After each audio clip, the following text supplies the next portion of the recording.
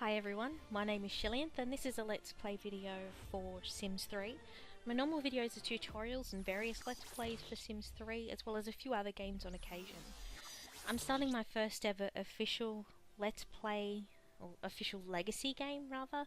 So for those of you who haven't heard of a Legacy, it's a way to play the game by placing rules and stipulations on yourself while playing.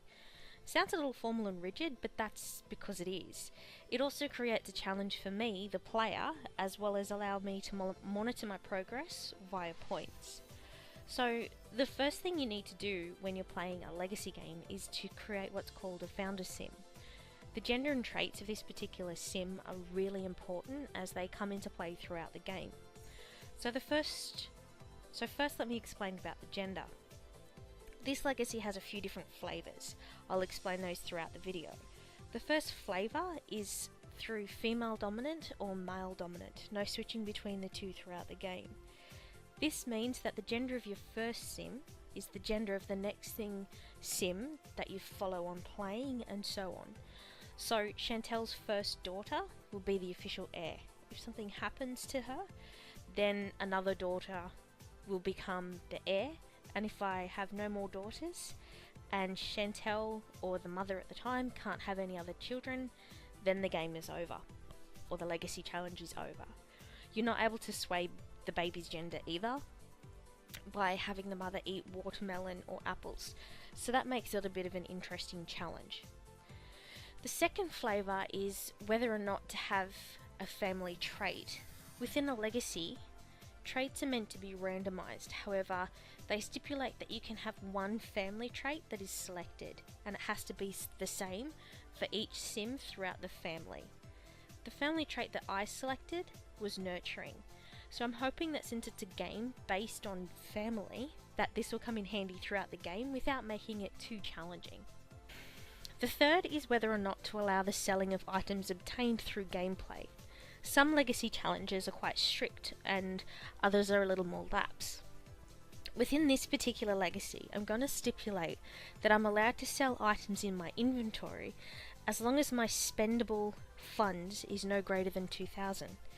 This will make the beginning gameplay a little easier and a little less time living in a shack. The sooner I can get my house together, the sooner I can have some company over. So it means that I can't go around collecting and stealing my way to a big screen TV, basically.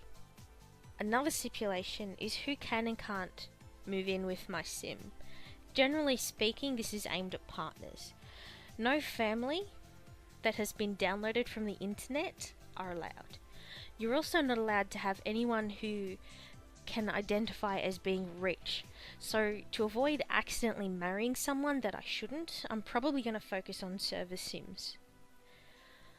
Before I move on to the next part of the video, I want to explain or give a quick explanation on the voice-over rather than the traditional let's play, have a chat while recording. As this is basically a setup episode, when I was playing live there wasn't much to say or do, and there was a lot of downtime which made for quite a boring video. So I've dubbed over the video, squished bits together, and hopefully the next video will be a little easier from a gameplay point of view, since most of the setup will already be done. So now back to the legacy. Mods are another thing that you're allowed to use, although there are some restrictions.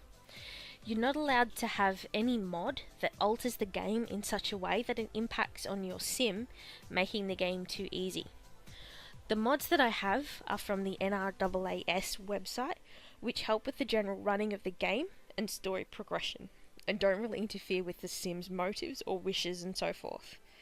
You may also notice that I get prompted to save. This is another mod that I have which is really handy and one of the few mods that I'd actually recommend. I chose the Riverview map. This is a free download offered to anyone who has registered their copy of Sims 3. I've not had much to do with this map and thought that it would be an interesting one to start off with. Being an avid collector of all things sim related, I've got all the current expansions and stuff packs, as well as a lot of the content from the online store. I don't have any custom content, as I found this generally corrupts my game, and I've had a bad history with the game breaking after 7 or so generations anyway. So fingers crossed we go all the way through to generation 10, and I'll be making sure I make some backups along the way. So another thing that you need to be aware of when you're making a legacy is you need to start off with a lot that is 64 by 64, which wipes out most of your money, which means that the house that you start off with is the one that you finish with. It's just different versions and expansions on to that one house. The goal behind a legacy is to get as many points as possible, and these points are obtained by doing different things in game or achieving different things in game. So you get 1 point per generation. Since I'm on generation 1, I have 1 point. You get 1 point per unique lifetime wish that is completed. This encourages me to select a range of different lifetime wishes rather than the same one over and over again. 1 point per portrait on the wall that has been painted. The logic behind this one I'm not quite sure of, other than a filler to give you points. In saying that, it's on the list of possible points and encourages me to obtain a painting skill throughout the generations, so I'll do it. You get 1 point per 100,000 simoleon net worth, found by combining the furnished value with the cash in hand, which is something that will be totaled up at generation 10. 1 point per 100,000 aspiration points earned by each individual sim.